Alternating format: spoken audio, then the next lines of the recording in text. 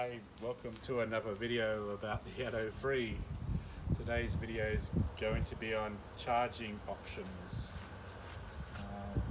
For me, I'm doing a few too many kilometers for the granny charger that was supplied with the car.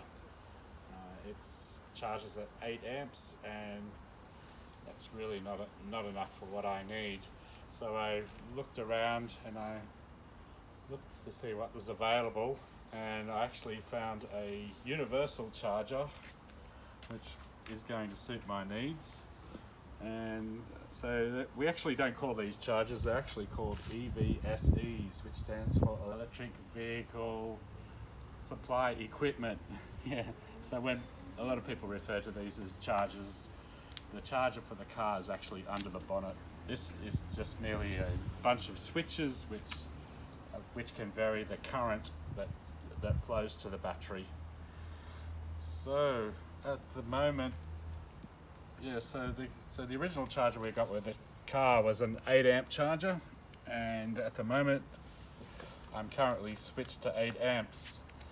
But one of the reasons why I bought this charger is because that was too slow. So I can just press the button and voila, we just charged it. Now we're charging at 10 amps, and that's perfectly okay on a normal home circuit in Australia, which is a 20 amp rated circuit, so only using up half the capacity of that circuit.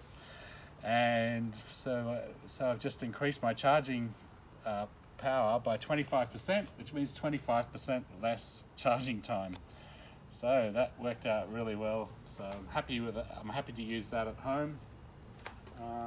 If I want to go to the next level, I would be installing one of these power points, which is a 15 amp power point.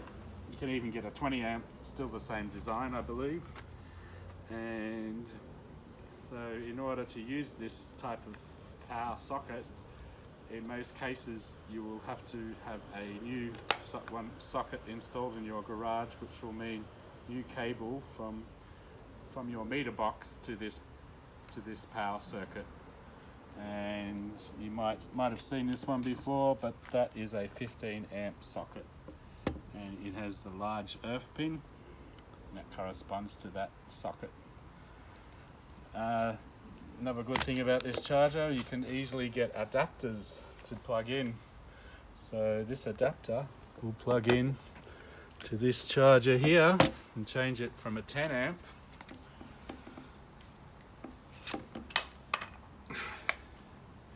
to a 15 amp, just like that. And you can put whatever cable end on it you want. So I've changed over to the 15 amp power socket, and now I can set my charger to charge at around 15 amps, in this case 16 amps for this EVSE. So from 10 amps we've gone up to say 15, 16, so we've actually increased the charging speed by 50%, which means we save 50% on the time it takes to charge a battery.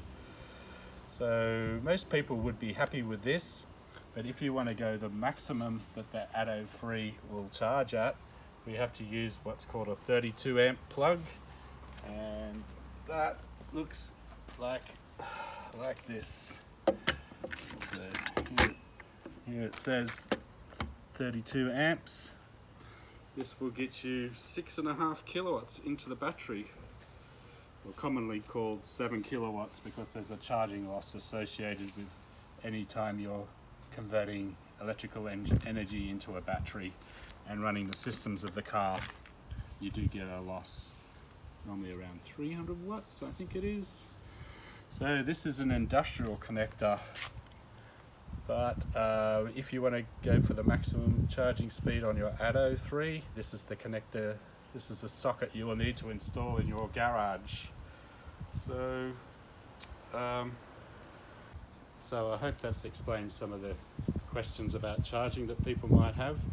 And yeah, so I'll see you on the road. Happy EV road trips, and don't forget to bring your charger.